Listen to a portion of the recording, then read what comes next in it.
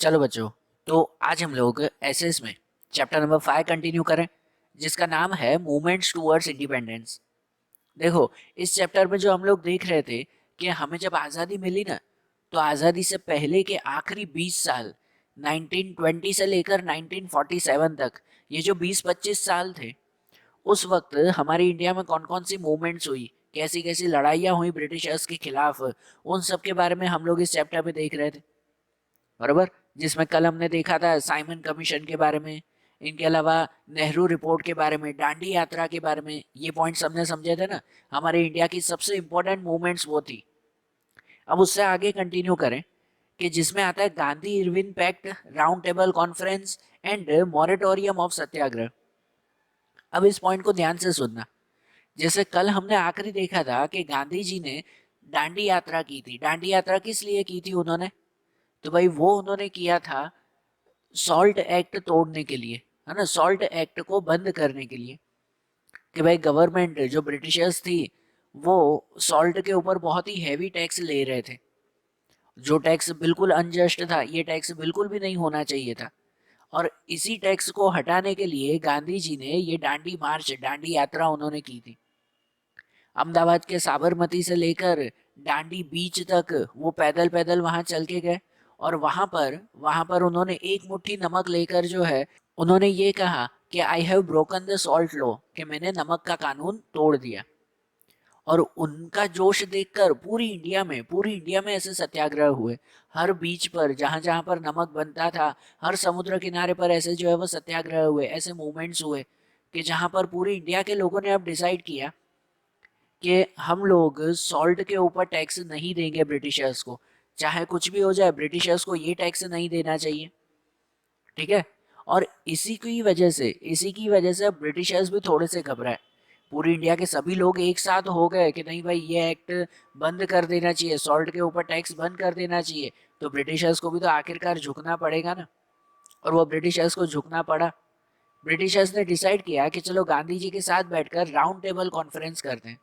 ये round table conference क्या होती है? मतलब जनरली यहाँ जैसा नाम है वैसे ही रियली में ऐसा ही होता है कि एक राउंड टेबल के आसपास सब लोग जो है वो बैठते हैं और कोई टॉपिक के ऊपर डिस्कशन करते हैं। तो यहाँ पर ब्रिटिशर्स ने गांधी जी को इनवाइट किया, उनको बुलाया कि भाई चलो एक राउंड टेबल कॉन्फ्रेंस करते हैं कि जिसमें क्या क्या रिफॉर्म्स करने हैं, क्या क्या चेंजेस करने हैं, कौन सा टैक्स लेना है नहीं लेना है, उसके बारे में डिस्कस करते हैं। आपको याद है जैसे पहले हुआ था, कल मैंने बताया था साइमन कमीशन। साइमन कमीशन क्यों बनी थी? कि भाई हमारे इंडिया में कुछ चेंजेस करने के लिए, बराबर ना, हमारे इंडिया में कुछ चेंजेस करने के लिए, लेकिन उसमें कोई भी इंडियन मेंबर नहीं रखा था। तो साइमन कमीशन का सब जो है वो खिलाफ, उसके खिलाफ जा रहे थे। बराबर। और यहाँ अब जो राउंड टेबल कॉन्फ्रेंस हुई, उसमें अब गांधी जी को बुलाया गया। बराबर ना, गांधी जी को बुलाया गया। लेकिन जब ये फर्स्ट राउंड टेबल कॉन्फ्रेंस हुई ना, तो उसमें कोई भी कांग्रेस लीडर्स की वहां पर समझो एंट्री नहीं हुई। कोई भी कांग्रेस लीडर्स को नहीं बुलाया गया। तो इसकी वजह से वो first round table conference fail हो गई। ठीक है। पहली मीटिंग हुई गांधी जी की ब्रिटिशर्स के साथ, तो वो फेल हो गई, क्योंकि उसमें गांधी जी के अलावा दूसरे कोई लीडर्स वहां पर नहीं थे। फिर कांग्रेस के साथ दूसरी बार कांग्रेस के साथ मीटिंग हुई। कांग्रेस और गांधी जी ने मिलकर, उस वक्त ब्रिटिशर्स के गवर्नर थे इरविन, बराबर ना, लॉर्ड इरविन वो थे, कि गांधी जी ने इरविन के साथ मिलकर एक कानून बनाया, जिसका नाम रखा गया गांधी इरविन पैक्ट। जो टॉपिक का नाम है ना, गांधी इरविन पैक्ट। कि भाई गांधी जी ने इरविन के साथ, जो ब्रिटिशर्स थे इरविन, उनके साथ मिलकर ये एक नया कानून बनाया। जो कानून ये था कि कोई भी पर्सन जो सॉल्ट बनाने का काम करता है, समुद्र किनारे पर जो भी सॉल्ट बना, नमक बनाने के जो भी काम करते हैं, उन सब के लिए अब टैक्स फ्री है। कि भाई उनको कोई भी अमाउंट, कोई भी पैसे ब्रिटिशर्स को नहीं देने पड़ेंगे। गांधी जी ने इसी के लिए ही तो दांडी यात्रा की थी ना, जो हमने कल समझा था। और मतलब समझो कि उनका सत्याग्रह ये सफल हुआ। गांधी जी यही चाहते थे कि नमक का कानून बंद हो जाए, और आखिरकार बंद हुआ। ये गांधी इरविन पैक्ट में इरविन ने गांधी जी को जो है वो ये क्या कह सकते हैं कि भाई ये कंफर्मेशन दी कि हाँ, अब नमक के ऊपर, अब सॉल्ट के ऊपर कोई भी तरह का टैक्स नहीं लिया जाएगा। बरोबर। तो ये ठीक है, लेकिन ब्रिटिशर्स ने ये सिर्फ एक ही बात कही, सिर्फ ये एक ही कानून बदला, बाकी की चीजें नहीं। हमारी इंडिया तो अभी भी जो है वो कंप्लीट इंडिपेंडेंस, संपूर्ण आज़ादी चाहिए थी ना हमारी इंडिया को, तो बरोबर ना। लेकिन अभी ब्रिटिशर्स ने सिर्फ ये एक ही कानून बदला। उन्होंने जो है वो गांधी जी को यही कहा कि नहीं, अभी जो है वो सिर्फ एक, बाकी के बारे में फिर देखेंगे। तो ठीक है, फिर देखेंगे। तो कुछ टाइम बाद फिर जो है वो सेकेंड राउंड टेबल कॉन्फ्रेंस हुई। सेकेंड राउंड टेबल कॉन्फ्रेंस हुई, लेकिन उसमें उससे पहले ही ब्रिटिशर्स ने ऐसे ऐसे नियम रखे थे, ऐसे ऐसे नियम रखे थे कि भाई ये राउंड टेबल कॉन्फ्रेंस में ऐसा होना चाहिए, वैसा होना चाहिए, कि सभी जो कांग्रेस लीडर थे ना वो सब पहले ही गुस्से होकर बैठे थे कि भाई एक तो ब्रिटिशर्स जो है वो हमें इन सब के लिए बुला रहे हैं कि भाई इंडिया में क्या क्या चेंजेस होना चाहिए उसके लिए बुला रहे हैं एक तो ब्रिटिशर्स, और ऊपर से अपनी शर्तें रखी जा रहे हैं। तो सभी कांग्रेस ने जो है वो, ये कांग्रेस लीडर्स ने मना कर दिया कि हम ये राउंड टेबल कॉन्फ्रेंस में नहीं जाएंगे, बराबर। तो जब सेकेंड राउंड टेबल कॉन्फ्रेंस हुई ना, तो ब्रिटिशर्स के सामने गांधी जी अकेले गए थे। हाँ, अकेले गए थे गांधी जी वहां पर। गांधी जी वो तो हमेशा सत्य और अहिंसा में विश्वास करते थे। तो ब्रिटिशर्स ने जब सेकेंड राउंड टेबल कॉन्फ्रेंस रखी, सेकेंड मीटिंग रखी, तो उन्होंने बहुत सारी शर्तें रखी थी इनके सामने। तो गांधी जी ने जो है वो ये कहा था कि चलो कोई बात नहीं, अगर शर्तें रखी हैं, एक बार जाकर वहां पर सुन के तो आए कि ब्रिटिशर्स कहना क्या चाहते हैं, एक बार सुने तो सही।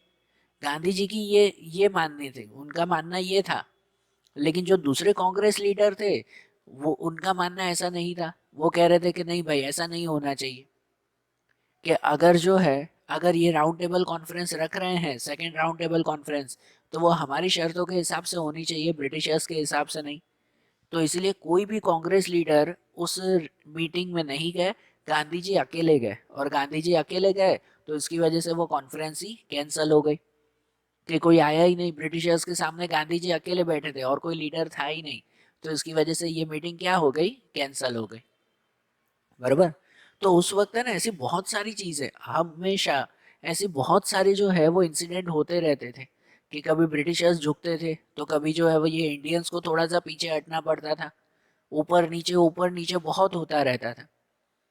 लेकिन फाइनली, अब इसके बाद दूसरा हमारा टॉपिक आता है, जो है quit India movement. Quit India movement, ये आखिरी, समझो गांधी जी भी जो है वो अब ब्रिटिशर्स से, कह सकते हैं ना कि भाई थोड़े से परेशान हो चुके थे। वो भी कह रहे थे कि नहीं, अब ब्रिटिशर्स को हमारी बात ही माननी चाहिए और यहाँ से चले जाना चाहिए उनको। तो इसकी वजह से जो है वो गांधी जी ने जैसे अपनी एक आखिरी लड़ाई शुरू की, जो नाम दिया उन्होंने quit India movement. Quit India movement वो गांधी जी इस तरह से शुरू करते थे। अब इसमें ना गांधी जी की पर्सनालिटी पता चलती है, गांधी जी की सोच यहाँ पर पता चलती है। ये वो टाइमिंग था 1942 के आसपास, जब वर्ल्ड वॉर भी चल रहा था, बराबर ना। वर्ल्ड वॉर की सिचुएशन थी, खत्म हो रहा था वर्ल्ड वॉर, और पूरा वर्ल्ड जो है वो बहुत परेशान था, इवन इंग्लैंड भी परेशान था। अब इंग्लैंड परेशान था, ऊपर से हमारे ऊपर इंग्लैंड ने कब्जा भी करके रखा था। तो गांधी जी ने ये डिसाइड किया कि भाई हमें ब्रिटिशर्स के खिलाफ सत्याग्रह भी करना है, लेकिन ब्रिटिशर्स को ज़्यादा तंग भी नहीं करना है, क्योंकि भाई ब्रिटिशर्स जो है वो क्या कहते हैं कि भाई वो वर्ल्ड वॉर की सिचुएशन में फंसे हुए हैं, बरोबर। मतलब ऐसा कि सामने वाले को जो है वो कुछ समझाना भी है, लेकिन सामने वाले को ज़्यादा तंग भी नहीं करना है, ऐसा जो है वो गांधी जी ने डिसाइड किया। और इसीलिए गांधी जी ने इंडिविजुअल सत्याग्रह करने का डिसाइड किया। क्या उन्होंने डिसाइड किया, इंडिविजुअल सत्याग्रह। इंडिविजुअल सत्याग्रह मतलब क्या, कि गांधी जी ने एक एक पर्सन को तैयार किया कि जो अपने एरिया में जाकर अकेले अकेले सत्याग्रह करे, बड़ी बड़ी रैलियां फिलहाल न निकाले, कि सिर्फ अकेले जो है वो सत्याग्रह करे, ये इंडिविजुअल सत्याग्रह कहलाया। गांधी जी ने ये डिसाइड किया, काफी दिनों तक ये इंडिविजुअल सत्याग्रह चला। लेकिन लेकिन जो है वो क्या कह सकते हैं कि भाई ब्रिटिशर्स ने इसको बहुत बुरी तरह से जो है वो खत्म कर दिया, ये इंडिविजुअल सत्याग्रह को, बरोबर। ब्रिटिशर्स से जहां पर भी देखते हैं इस तरह का सत्याग्रह या कोई पर्सन अगर इस तरह की मूवमेंट कर रहा है, तो उन्हें बहुत बुरी तरह से मारा जाता था। और इसकी वजह से अब सभी इंडियंस वो बहुत ज्यादा गुस्से में हो चुके थे, बरोबर ना। अब ब्रिटिशर्स के खिलाफ बहुत गुस्से में थे, और इसकी वजह से जो है वो फाइनली ये डिसाइड किया गया फाइनली डिसाइड किया गया कि अब ये इंडिविजुअल सत्याग्रह भी नहीं, अब जो है वो हमें कंप्लीट इंडिपेंडेंस चाहिए, कि अब जो है वो पूर्ण सत्याग्रह भी होगा, पूरा सत्याग्रह कि जिसमें सब लोग साथ में मिलकर ब्रिटिशर्स के खिलाफ लड़ेंगे, और ब्रिटिशर्स को अब यहाँ से चले जाना चाहिए। कहते ना एक लिमिट हो चुकी थी, सब लोग इतने हद से ज़्यादा परेशान हो चुके थे कि बस अब जो है वो यहाँ से निकलना ही है हमें। ठीक है, कि अब ब्रिटिशर्स को यहाँ से चले ही जाना चाहिए, उन्हें एक पल भी यहाँ पे नहीं रहना चाहिए। और इसी वजह से आखिरी एक लड़ाई हुई जिसका नाम दिया गया quit India movement. Quit India movement के लिए 8 अगस्त, याद रखना, 8 अगस्त 1942, तब सभी लीडर्स की जो है वो मीटिंग हुई कि भाई कल से 9 अगस्त को जो है वो सब लोग मिलकर पूरी इंडिया में हर जगह पर जो है वो टेलीग्राम भेजे गए, मैसेजेस भेजे गए सब जगह पर। और ये डिसाइड किया गया कि पूरी इंडिया में एक साथ लोग जो है वो रोड पर आ जाएंगे सत्याग्रह करने के लिए। जस्ट इमेजिन करो, हर शहर पर है भाई, जैसे सूरत में, वडोदरा में, अहमदाबाद, राजकोट, गांधीनगर, भावनगर, ये तो खाली गुजरात के, ऐसे पूरी इंडिया में जितने भी सिटीज है ना, हर सिटी में ऐसे मैसेजेस भेजे गए। और वहाँ के जो जो मेन मेन लीडर्स थे, हर सिटी में ऐसे लीडर थे कि जहाँ पे मेन मेन लीडर्स थे सबको ये मैसेज भेजा गया कि भाई 9 अगस्त के दिन भाई सुबह जो है वो सब एक साथ रास्ते पर आएंगे और ये मूवमेंट, ये सत्याग्रह शुरू करेंगे अहिंसा के साथ। बराबर ना, अहिंसा के साथ सत्याग्रह शुरू करेंगे कि भाई ब्रिटिशर्स को अब यहाँ से चले जाना चाहिए। पूरी इंडिया जब एक होगी तो ब्रिटिशर्स को भी झुकना ही पड़ेगा। सही बात ना। तो इमेजिन कर लो, पूरी इंडिया एक साथ रास्ते पर आ चुकी थी, सब लोग एक साथ सब रास्ते पर आ चुके थे। लेकिन हुआ क्या कि जब 8 अगस्त को ये डिसाइड हुआ कि 9 अगस्त को हम ये करने वाले हैं, तो इसकी बात जो है वो ब्रिटिशर्स के कानों तक भी पहुंच गई कि 9 अगस्त को इतना बड़ा काम होने वाला है। तो 9 अगस्त के दिन ही, उसी दिन सुबह, ब्रिटिशर्स ने इमीडिएटली गांधी जी, वल्लभ भाई पटेल, जवाहरलाल नेहरू, मौलाना आज़ाद या दूसरे जितने भी बड़े बड़े लीडर्स थे ना, सबको एक साथ गांधी जी, ये ब्रिटिशर्स ने जेल में बंद कर दिया। बराबर, सभी लीडर्स को जेल में बंद कर दिया उन्होंने बिना कोई वजह के। भाई अगर ये सब लीडर्स जेल में होंगे तो कोई बाहर होगा ही नहीं और ये मूवमेंट शुरू ही नहीं होगी। ब्रिटिशर्स का मानना ये था ना कि ये सभी लीडर ऑर्डर देते हैं, अगर ये सब जेल में होंगे तो कोई ऑर्डर देगा ही नहीं। बराबर, इन सबको जेल में बंद करवा दिया गया, न्यूज़पेपर बंद करवा दिए गए, कोई भी जगह पर जो है वो क्या कह सकते हैं, ऐसी मीटिंग्स नहीं होनी चाहिए, वो स्ट्रिक्टली ब्रिटिशर्स ने बोल दिया। लेकिन लेकिन गांधी जी ने एक दिन पहले अगस्त 8 को ही सबको मैसेज दे दिया था, तो क्या आपको इंडियंस रुकने वाले थे? आप तो कोई भी नहीं रुकने वाला था। इवन गांधी जी ने जेल से भी जो है वो सबको ये मैसेज दिया कि भाई ये जो है वो मेरी जिंदगी की आखिरी लड़ाई होनी चाहिए, कि अब हमें पूरी आज़ादी के लिए लड़ना है। गांधी जी ने जेल से भी ये मैसेज भेजा सबको, और ये स्लोगन दिया, डू और डाई, करो या मरो, कि अब भाई यहाँ तो ब्रिटिशर्स को यहाँ से बाहर निकालो, यहाँ तो भले मर जाओ लेकिन अब बैठना नहीं है। गांधी जी ने सबको ये मैसेज दे दिया, डू और डाई, करो या मरो। और जस्ट इमेजिन करो, पूरी इंडिया में कोई गांव, कोई शहर बाकी नहीं था कि जहाँ पर ये सत्याग्रह न हुआ हो। पूरे देश में हर तरह के वर्कर्स, फार्मर, जो young people, student, teachers, businessman, women, हर एक लोग जो है वो रास्ते पर आ चुके थे और उन्होंने सत्याग्रह शुरू कर दिया था। एक ही सत्याग्रह, एक ही नाम, के क्विट इंडिया, कि भाई अब जो है वो ये इंडिया छोड़ दो। बरोबर ना, भारत छोड़ो, ये आंदोलन, ये मूवमेंट हुआ था। इंडिया में जितनी भी ब्रिटिशर्स की फैक्ट्रीज थी सभी फैक्ट्रीज में स्ट्राइक हो गई, है ना, सभी फैक्ट्रीज में स्ट्राइक मतलब कि हड़ताल कर दी कि ब्रिटिशर्स की फैक्ट्री नहीं चलेगी तो वो यहाँ पे काम कैसे करेंगे।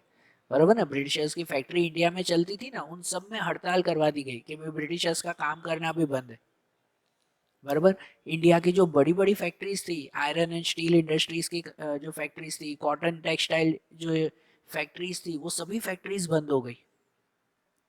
कहते हैं कि भाई 75 कॉटन मील इंडस्ट्रीज के, कॉटन की 75 जितनी इंडस्ट्रीज, फैक्ट्रियां, जिसमें 1 लाख जितने मील वर्कर काम करते थे, वो लाखों मील वर्कर जो सिर्फ अहमदाबाद में, वो सब जो है वो स्ट्राइक पे आ गए, हड़ताल पे आ गए।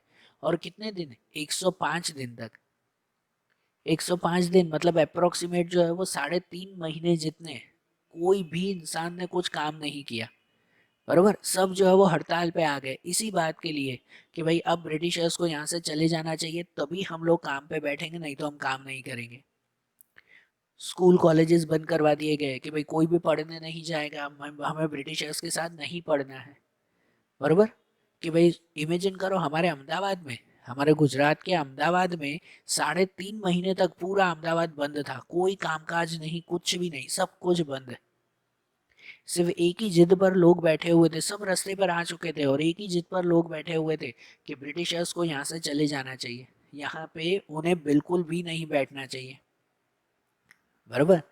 और इनके अलावा और उन्होंने क्या क्या किया, तो भाई इवन गांधी जी ने तो चलो ये कहा था कि भाई ये पीसफुली एक्टिविटी होनी चाहिए, ठीक है ना, ये मूवमेंट पीसफुली होनी चाहिए, नॉन वायलेंस में होनी चाहिए, लेकिन फिर भी जो है वो कितनी जगह पर जो है वो कुछ कुछ वायलेंस हुआ भी, बराबर ना, कुछ कुछ वायलेंस हुआ, क्योंकि लोग अब इतने गुस्से में थे, वो खुद जो है वो इतना परेशान होकर बैठे थे कि ब्रिटिशर्स को यहाँ से चले जाना चाहिए, ठीक है ना। और इमेजिन करो ना, पूरी इंडिया के लोग सब एक साथ रास्ते पर हैं, तो वो क्या सबके सब लोग चुपचाप बैठेंगे? नहीं, कोई कोई तो गुस्से में आएगा ही ना।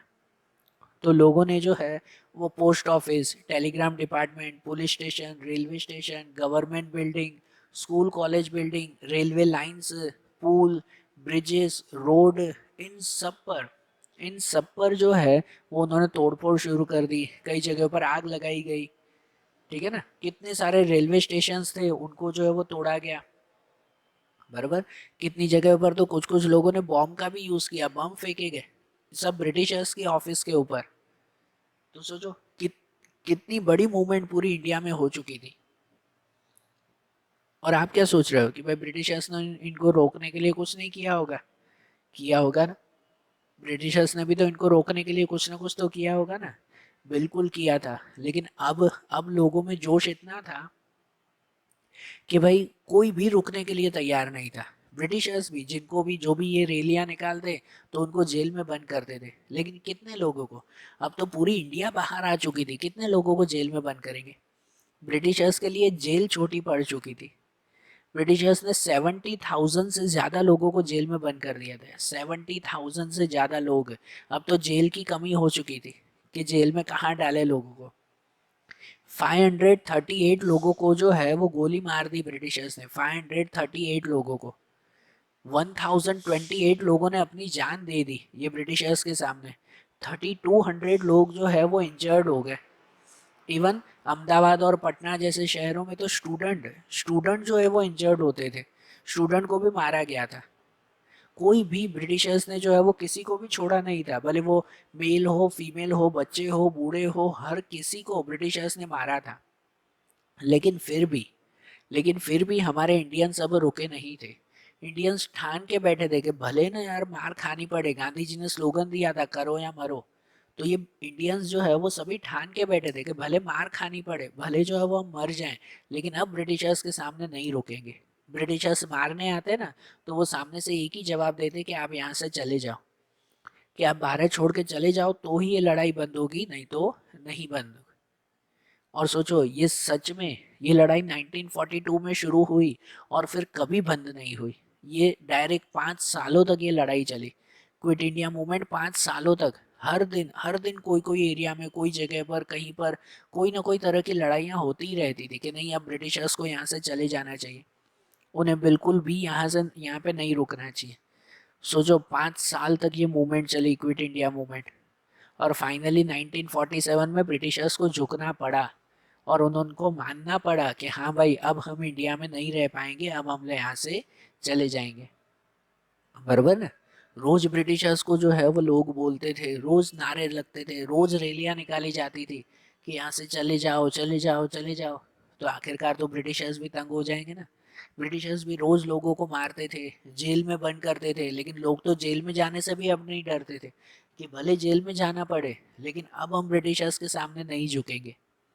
और फाइनली इन सब की लड़ाई की जीत हुई ना आखिरकार, बराबर ना।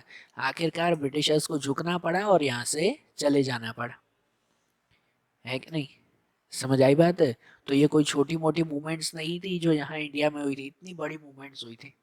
और इन 5 सालों में रोज मूवमेंट्स तो होती थी, इनके अलावा भी दूसरे बहुत सारे किस्से जो बीच में होते रहते थे।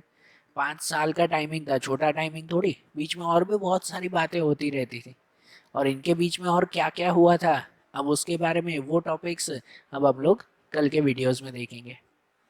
Okay, thank you.